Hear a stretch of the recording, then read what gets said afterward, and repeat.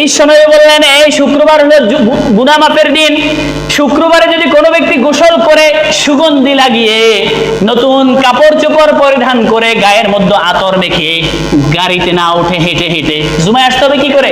হেঁটে হেঁটে, গাড়িতে না। বিশ্বনবী বললেন, জুমার দিন কেউ যদি গোসল করে, আতর সুগন্ধি লাগিয়ে, ভালো কাপড় চোপড় পরে, হেঁটে হেঁটে মসজিদে আসে, আসার পর কাউকে ডেঙ্গিয়ে সামনে আসে না। অনেক লোক দেখবেন আসে একটা আটাইশে 3-4 কাতার ডেঙ্গিয়ে উনি সামনে আসে, এগুলো অভদ্রতা। এগুলো কি অভদ্রতা? এরকম করবেন?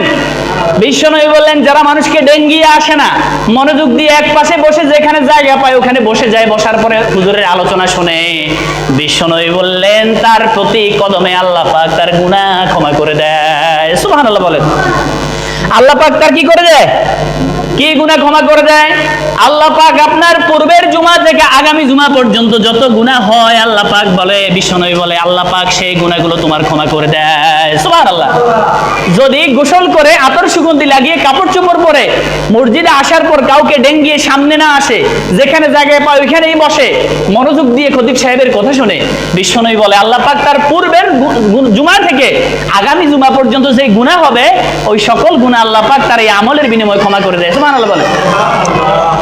এরপরে বিশ্বনবী সাল্লাল্লাহু আলাইহি ওয়াসাল্লাম বলছেন, যে ব্যক্তি জুমার দিন উত্তম রূপে গোসল করে, কাপড় চোপড় পরিধান করে, আতর সুগন্ধি লাগিয়ে মসজিদে আসে, মসজিদে আসার পর সালাম ফিরানো পর্যন্ত ইমাম সাহেবের খুতবা মনোযোগ দিয়ে শুনে এবং যথাযথভাবে সালাত আদায় করে, বিশ্বনবী সাল্লাল্লাহু আলাইহি ওয়াসাল্লাম বলছেন, আল্লাহ পাক তার মসজিদে আসার সময় প্রতিটা কদমের বিনিময়ে তার আমলনামায় 1 বছর সিয়াম ও 1 বছর কিয়াম করার ফজিলত আল্লাহ পাক তার আমলে লিখে দিবেন। সুবহানাল্লাহ। বিশ্বনবী বলে, গোসল গা ধুয়ে পাক সাফ হয়ে আতর সুগন্ধি লাগিয়ে, হ্যাঁ, সুন্দর কাপড় পরিধান করে হেঁটে হেঁটে মসজিদে আসার পর যেখানে জায়গা পাইছে ওইখানেই বসে গেছে, ইমাম সাহেবের খুতবা মনোযোগ দিয়ে শুনছে, আলোচনা শুনছে, সালাম ফিরানো পর্যন্ত মসজিদেই অবস্থান করছিল।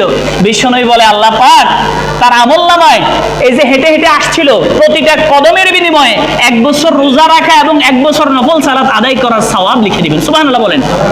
কথা কি আমার না বিশ্বনবীর? সত্য না মিথ্যা? কত ভাগ সত্য?